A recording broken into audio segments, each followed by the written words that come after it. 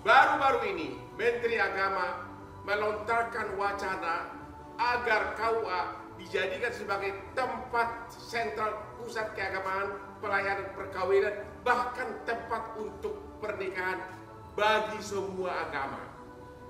Pernyataan dari Menteri Agama tersebut telah menimbulkan pro dan kontra. Bukankah perihal pelaksanaan perkawinan dari setiap orang sudah diatur menurut hukum dan agama masing-masing? Apakah hal itu bisa dirubah atau diatur dengan peraturan pemerintah? Bukankah itu bisa dianggap justru membatasi kebebasan beragama, bahkan terjadi pro dan kontra yang lebih meluas? Inilah hotrum KUA tempat nikah untuk semua agama. Bapak Hidayat Nur Wahid, Bapak sebagai Wakil Ketua MPR, Bapak setuju nggak dengan wacana dari Menteri Agama tersebut? Kenapa harus KUA? Kenapa bukan Dukcapil tempat pencatatan? Ya Mas, kami di MPR tentu urusannya adalah dengan konstitusi. Ya. Konstitusi kita mendekatkan di pasal 1 ayat 3 ada Indonesia negara hukum. Ya. Dan dalam konteks negara hukum tadi Bang Hikman Paris sudah menyebutkan ada undang-undang tentang Dukcapil yang sudah mengatur tentang pencatatan hal-hal yang penting. Ya. Masuk pengecualian di sana di pasal 8 ayat 2 jelas disebut terkait dengan pencatatan nikah talak rujuk bagi umat Islam itu tetapnya di KUA Kecamatan. Ya. Jadi di undang-undang kita sudah memberikan satu pembedaan, sudah memberikan satu hal yang di situ justru ada keadilan dan sekaligus juga ada toleransi. Ya. Karena di undang-undang tentang perkawinan di pasal 2 ayat 1 dan 2 sekali disebutkan bahwa perkawinan akan sah bila dilakukan sesuai dengan ajaran agama dan undang-undang. Ya. Dan kemudian ayat 2-nya disebutkan bahwa perkawinan yang sah itu harus dicatatkan. Ya. Nah, pencatatan itu oleh undang-undang sudah dilakukan pembedaan sesuai dengan memahami terkait dengan toleransi terhadap ajaran agama masing-masing. Benar. Yang Muslim di KUA dan non-Muslim di pencatatan sipil. Itu pencatatan. Betul. Bagaimana dengan tempat pelaksanaan pernikahan? Apakah seorang Kristen bisa diminta untuk nikah di kantor KUA? Bagian dari toleransi kita mestinya adalah memahami bahwa setiap agama mempunyai aturan. Yang kami dengar dari kawan-kawan Kristiani bahwa pernikahan itu bagi mereka ada satu yang sakral dan yang bersifat private. Ya. Dan kalian diselenggarakan di gereja. Ya. Diberkati di gereja. Diberkati di gereja. Nah, baru berikutnya nanti ada pencatatan di Dukcapil. Benar. Kita lihat dulu grafis berikut ini. Ya.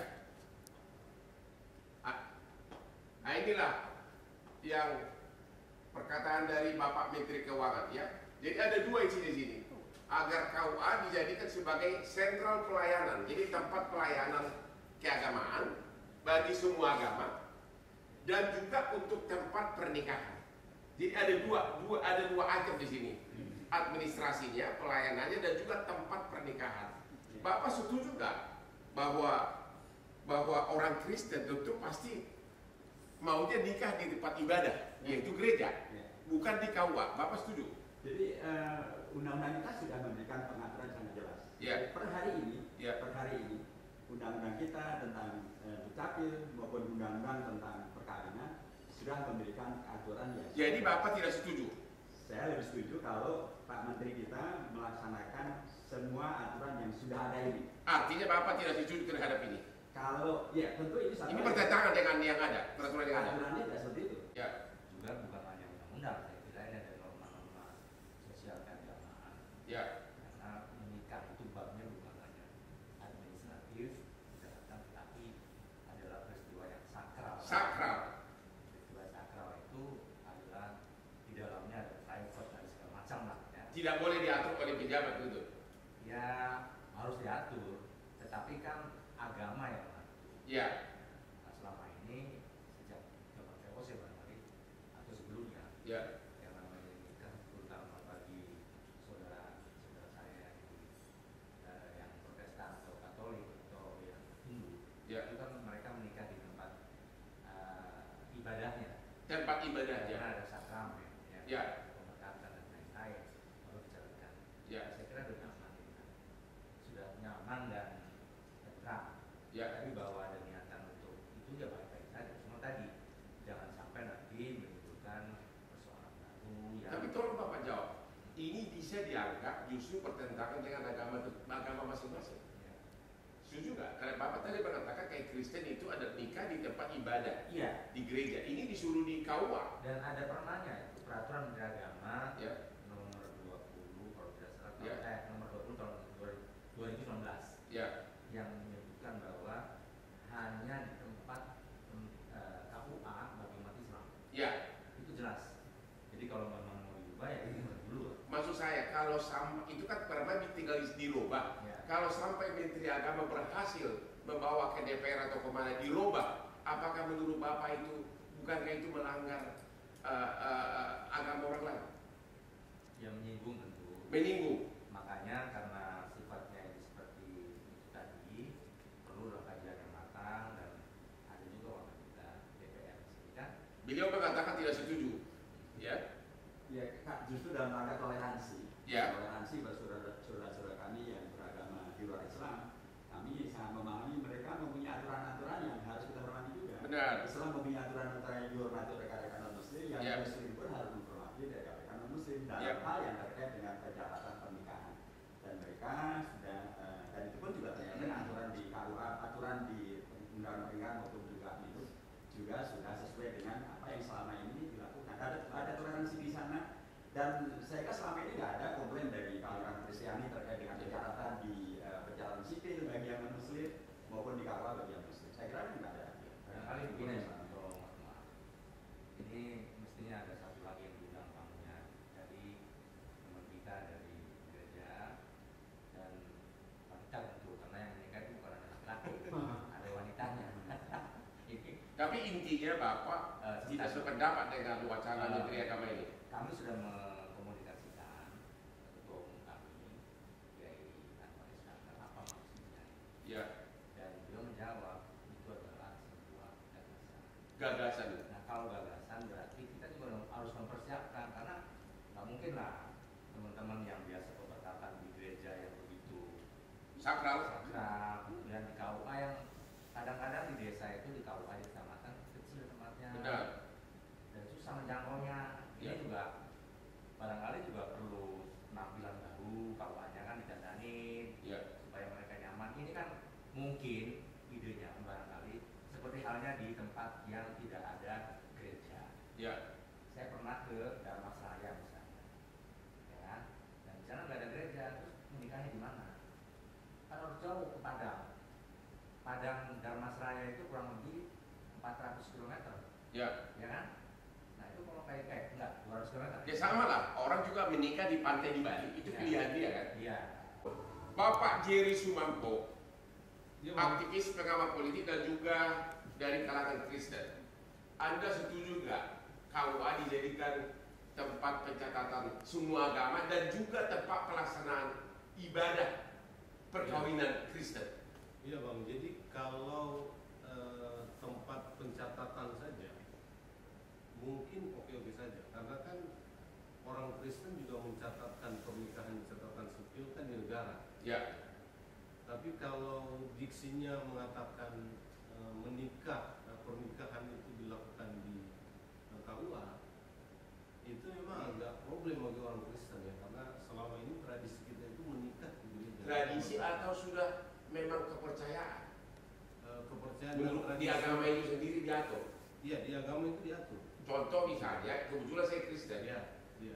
Di Alkitab disebutkan 6 hari lah kau bekerja, hari ke-7 kau beribadah. Beribadah itu artinya ke gereja kan? Enggak juga, Pak. Ya, objek pergi ke gereja lah, berarti kebiasaan kita di selama ini rumah ya, gitu. iya, iya. Ya, jadi menurut Anda itu kepercayaan Menteri Agama itu Iya. bertentangan dengan ajas agama Kristen? Belum begitu jelas apa maksudnya, Bang. Jadi, Kalau disebutkan KUA itulah tempat beribadah semua agama untuk pernikahan. Untuk pernikahan loh. Iya, kalau Kristen itu kan begini, Bang, tergantung. Jadi secara umum memang kita beribadah di gereja, kita menikah di gereja. Ya, Tapi tadi misalnya Pak Yudi mengatakan kalau ada situasi-situasi khusus ya, yang membuat ada kerumitan bagi warga gereja untuk melaksanakan pernikahannya, saya kira gagasan seperti ini bisa diterima. Misalnya begini, di Aceh atau tadi disebutkan di Sumatera Barat, di Aceh itu banyak kabupaten kota itu yang ada orang Kristen tidak banyak, Ya. dan tidak ada gereja di sana, Ya. sehingga orang Kristen di sana ya beribadah di rumah-rumah. Ya. Nah selama ini kalau mereka mau menikah tidak sempat ke Banda Aceh atau ke Medan misalnya, mereka akan melakukan ibadah pernikahan itu di rumah, di Ya. tempat mereka beribadah, karena nggak bisa keluar. Artinya Bapak mengatakan itu kalau pilihan masing-masing ya terserah begitu. Betul, iya. Tergantung situasi dan kondisi. Situasi dan kondisi. Tapi kalau di Jakarta ini kan susah Benar. membayangkan. Dan seperti di Bali ya. Ya. Orang nikah di tepi pantai, pendetanya yang disuruh ke tepi pantai. Betul. Ya. Tapi tetap Bang, di tepi pantai itu dibuatkan ornamen-ornamen yang Yang berbau Kristiani begitu. gereja. Jadi Anda tidak setuju kalau harus diatur bahwa KUA itu tempat untuk melaksanakan pernikahan semua agama. Pernikahan semua agama. Tidak setuju dengan berupa peraturan. Menurut saya kalau peraturannya diatur itu harus sifatnya opsional. Thank you. Bapak Ahmad Tolabi Karli, Guru Besar Universitas Islam Nusantara Syarif Hidayatullah Jakarta Baijum. Pendapat Bapak gimana? Iya. Nusantara tapi negeri.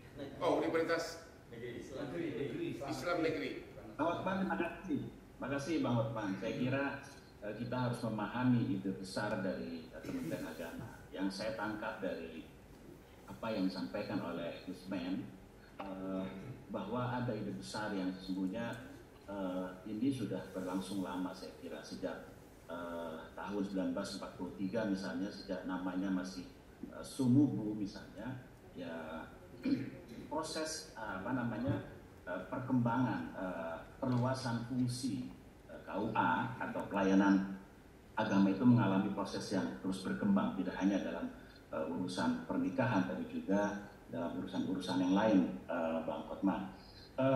Saya menangkap bahwa ide yang melatar belakangi ide ini adalah terkait dengan gagasan untuk meningkatkan atau optimalisasi peran dan fungsi Kementerian Agama dalam memberikan pelayanan terhadap umat beragama. Jadi tidak hanya untuk non-Muslim, tidak hanya untuk Muslim, tapi juga untuk semua umat beragama. Saya kira ini sesuai dengan visi dan juga tugas yang dimandatkan negara terhadap Kementerian Agama untuk melayani tidak hanya Muslim, tapi juga semua agama. Dan itu tercermin dalam struktur organisasi Kementerian Agama, Bang Hotman, di mana di level pusat juga ada Dirjen Bimas Islam, Bimas Kristen, Bimas Katolik, Hindu, Buddha, dan seterusnya. Ini menunjukkan bahwa memang Kementerian Agama itu menjadi milik semua agama dan harus memberikan pelayanan terhadap semua agama. Pernikahan pun untuk semua agama dilaksanakan di KUA. Padahal contoh tadi Kristen ada prosedur-prosedur yang dilaksanakan sebelum pernikahan, misalnya bimbingan pernikahan oleh pendeta dan sebagainya. Izinkan saya minum dua white coffee dulu. Terima kasih. Anda akan sepintar saya nanti. Siapa tahu saya bisa cerdas menjawab. Saya kira ya kita tidak secara spesifik mengatakan bahwa sebagai tempat itu sebagai tempat pernikahan ya. Ya. Itu kita setuju enggak juga. Saya setuju, saya kira dengan gagasan Mas Jerry tadi yang di awal sekali mengatakan bahwa ini nggak jelas juga. Dari sisi substansi gagasan ini harus dikelirkan dulu. Ya. Kalau sekedar administratif, saya kira saya setuju. Kalau Ya. sekedar layanan, saya kira nggak masalah. Kalau pencatatan, saya kira nggak masalah. Ya. Tapi begitu dia masuk pada aspek yang sifatnya ritual, Ya. ya itu jelas bermasalah. Ya. Satu. Yang kedua, kalau kita mau lihat dari sisi teknis, ya tahu kan sebagai lokus saja sering dinilai dalam tanda petik tidak representatif. Ya. Bagaimana dia akan menampung gitu ya dari sisi tempat. Ya. Belum lagi kalau kita melihat bahwa ada soal-soal teknis berkaitan dengan tanah KUA, kalau wakafnya dia peruntukannya memang untuk layanan Islam kan problem juga kalau Ya. itu kemudian dipakai buat yang lain. Tapi dari sisi substansi gagasan itu mesti dikilirkan dulu. Ya. Itu satu. Yang kedua soal visibilitas. Ini Ya. soal lain yang lebih rumit lagi. Ya. Kalau saya secara pribadi ditanya, apakah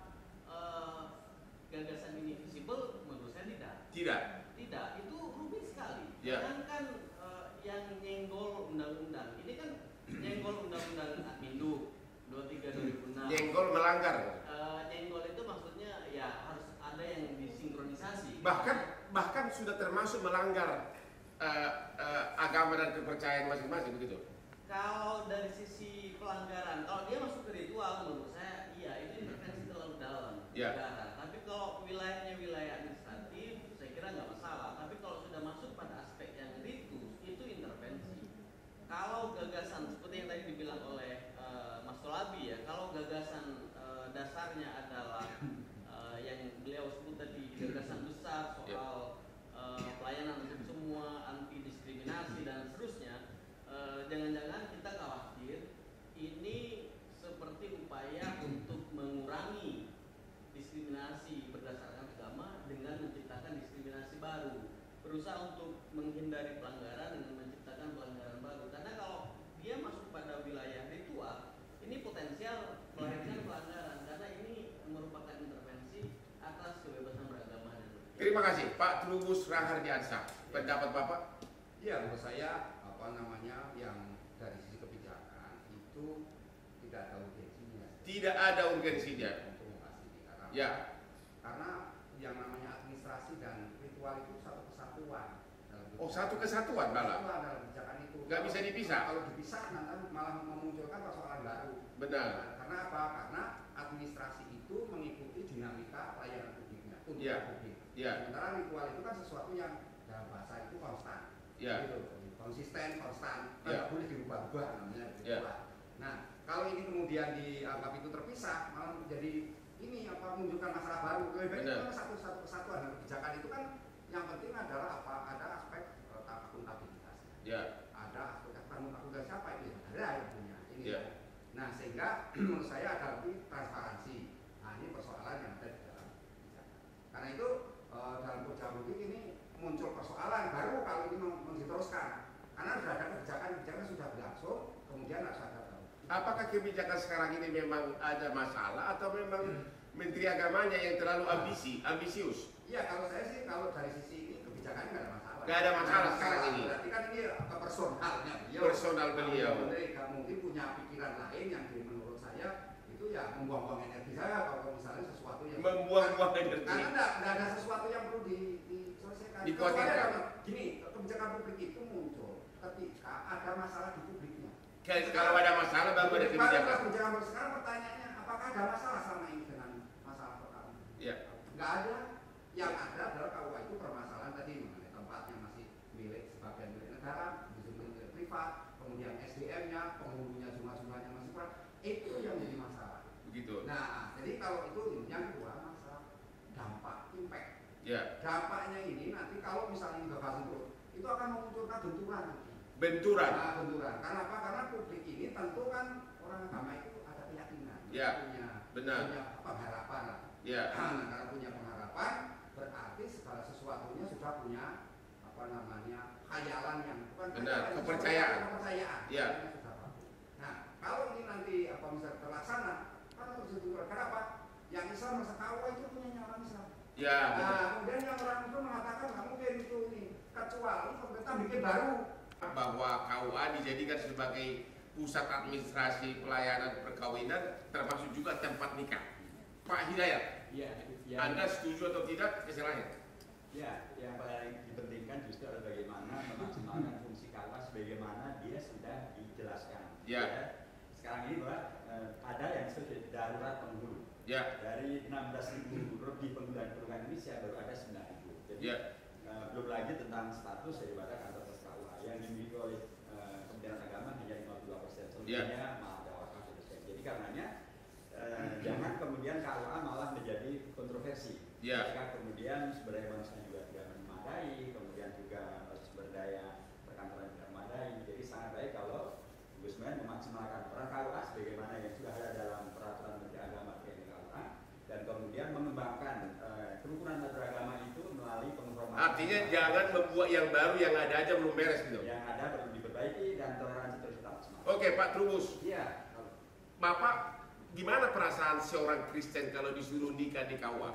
Itu perasaannya akan terluka. Terluka. Ini dalam kebijakan itu ada namanya teori cost and benefit.